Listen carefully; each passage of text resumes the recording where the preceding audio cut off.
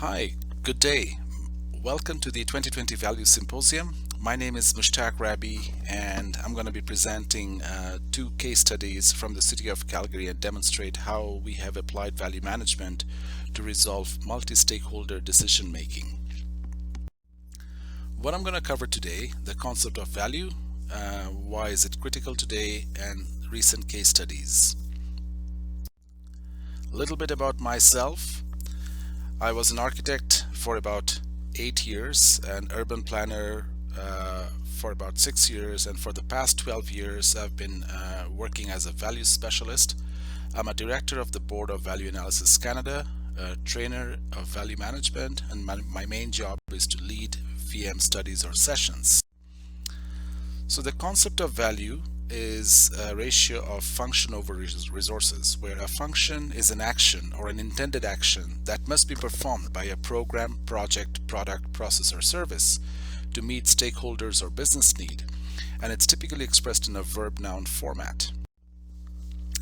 So value management is it's a structured methodology for innovation, engaging a multidisciplinary team by analyzing the essential functions of a program, project, product, process, or service, and it's performed in a workshop environment.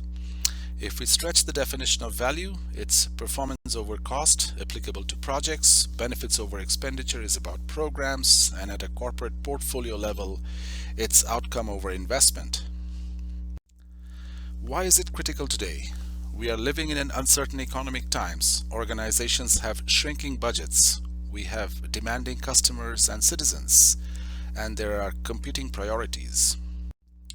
Furthermore, we often forget that in a project, in terms of effort, only 5% goes into planning and design, yet it impacts 70% of the cost. Organizations put a lot of effort in project management, and it does, in terms of efforts, it's about 2/3 of the process, yet it impacts 25% of the cost. And then we have overhead, which is about 30% of the effort, yet it impacts 5% of the cost. So it is in this planning and design phases where we apply value management. Another aspect is this diagram. I'm going to demonstrate how we have applied value management in different contexts. And many of you have seen this before. It's really Quadrant 2 is an area of medium risk, and then 3 and 4 are areas of high risk. What we have to do is we have to move to Quadrant 2 and from 3 to 2, and once we go from Quadrant 2 to Quadrant 1, where we have a defined problem and a clear solution, then project management is highly effective. But it is where Quadrant 3 and Quadrant 4 we have challenges, and that's where in these three areas value management is highly effective. Still, we are not completely risk-free because there are issues with or concerns with delivery risks, so that's still applicable, the procurement risks, event risks, or execution risks of a project. And generally speaking, in Quadrant 2 we see our operational programs, annual investment programs, or some brownfield infrastructure that has to go there. We also have policies and directions about civic facilities, which I feel is more in the area of 3, where we have a known solution but we don't know the problem. And then we have council asks, and sometimes they want to deliver a benefit to the citizens, and that's an area where we don't know exactly what the problem is and what the clear solution is. So value management is highly effective. So with that in mind, in 2015 the City of Calgary developed its own value management standard and a guidance document. City of Calgary probably is one of the few municipalities in North America that has a clear standard and a guidance document for value management. So I'll get into the case studies. Integrated Civic Facility, where this is a recent study we did. We had a large number of stakeholders here primarily city business units. We had Calgary Public Library, arts and culture, affordable housing, and in the site there was supposed to be a future transit hub. Also, the clarity of scope was not there. The needs versus wants. There was this territorial issues in terms of which business units is contributing the most. We also had budgetary constraints. This study was done at a 15% schematic design with a class 4 estimate, and it was identified that the estimate at that time was $53 million versus the committed budget was $35 million. And also the project was delayed by almost a little over a year, and there was no consensus among the stakeholders about the scope of the project. So we went into a value study, 40-hour virtual workshop over a week. We had 22 participants with leading expertise in different disciplines. We focused on true integration, both spatial and operational, and what really adds value. And of course, we looked into the life cycle of the building itself, which was identified from the city as 65 years. We did a function analysis for this project, and this was very beneficial, highly beneficial for all the stakeholders, because over the previous 1 year, they had this. Everybody was their business line of business was the most important, but through the function analysis process we were able to demonstrate that how each business unit is contributing to the overarching objectives of this project. And so it helped gel the different business units to come together, and we were able to move forward with the project. It generated 300 alternative ideas, not to mention that a number of these ideas were repetitive, or there were duplication or overlaps, but after evaluation we were able to sort 32 ideas as or alternatives to be developed as business cases. The VM team focused a great deal of effort on site development, spatial program, systems, and the delivery model. The systems area covered both the structural systems, the building envelope, the HVAC systems in this facility. A quick result, as you can see, you may not be able to read this, but as you can see at the very top there is site development. There were 3 ideas which could potentially help us avoid approximately $14.5 million. And then at the very bottom, just one idea in terms of procurement that can alone help us avoid nearly $6 million. So again, at 15% schematic design with a class 4 estimate, we were able to at least bring down the project by $20 million from $53 million.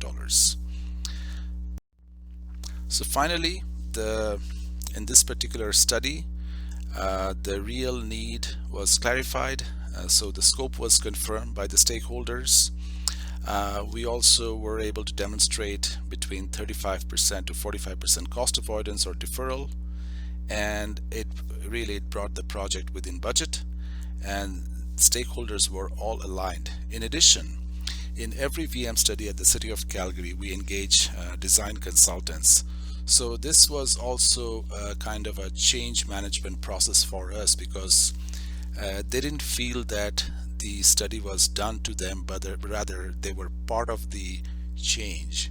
And so that's a big win for us as well, because as you may know that many of the public sector organizations work with consultants to design the project. The second case study, it's Organics Compost Facilities Capacity Expansion. So rather than the facility itself, it's really the processing technology that was the focus of the study. This is in one graphics showing the processes that are involved in the compost facility of the City of Calgary. In fact, this is one of the largest facilities in North America.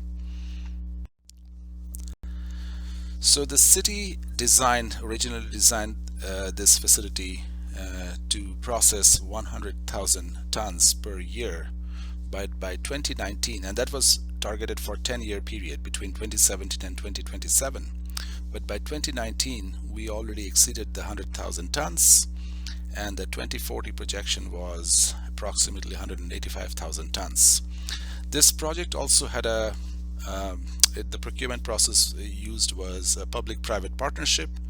It was design, build, operate, maintain, construction, finance. This diagram or graph shows the growth of organics, what we call as SSO or source separated organics, that the volume increase over the next 20 years. So the systems recommended at this concept design, this was done at a concept design level, were agitated bed composting, gore cover, horizontal plug flow, vertical plug flow, and tunnel composting. The current facility runs on tunnel composting technology, and that was an obvious choice because that would be a seamless integration for the expansion of the facility. Again, we did a 40-hour virtual workshop over a week. We had 18 participants with leading expertise, including the current third-party operator. We also had the consulting team. We focused on the true integration in terms of seamless operation, and the life cycle determined for this expansion was 20 years. So what we see is that this table shows the different cost components of the project. For tunnel composting, we used the $60.7 million as a baseline cost. Of course, during the study, this was further refined, and it came to $51 million. We did a function analysis. Again, this was a huge benefit for the workshop. The participants were able to see how different areas function and how they support the overarching objectives of this project. So we generated approximately 82 creative ideas, and eventually, after evaluation, we developed 22 of those ideas as value alternatives. Prior to the study, we engaged the Waste and Recycling Services Management team, and they identified these 5 as their functional attribute or performance criteria. They were investment cost, processing capability, integration with the existing facility and processes, environmental impact, and operational reliability. So we evaluated each and every option against these performance criteria. So once we have we have these 5 options. During the study, there were 2 additional options were developed, which was alternative 5 and alternative 6 on the very right hand side of this table. And because tunnel technology is the current technology in use, we use tunnel expansion as the baseline option. In this context, you can see that alternative 4 and alternative 5 had a tie based on the performance criteria. In this case, when we looked at the overall cost, both capital cost and life cycle cost, you can see that now the horizontal plug flow, or alternative 2, actually had the lowest life cycle cost. So once we integrated the performance, the life cycle costs, the resource issue, and the performance issue together, we see that horizontal plug flow was number 1, which is alternative 2 now, and really it demonstrated that we will get a performance or value improvement about 134% over the baseline. So this is, and in this context, because we had the consultant, we had the third-party operator, the city, we also had operations people. This was very extremely useful for us to come to a decision based on an approach that worked for everybody. So closing thought, value management truly helps us, or really helps us, in delivering the value reflecting the stakeholders' needs. It also helps us to demonstrate that we are spending the public funds responsibly. We are also crafting the most effective solution to deliver the benefits, and we have undertaken defensible due diligence. So these are some of the, there are other benefits of value management, but at least at a corporate level and at a business unit level, these are some of the key points that we were able to demonstrate through the application of value management. With that, that's the end of my presentation, and thank you so much for attending, and I'm ready to take any questions from the audience. Thank you.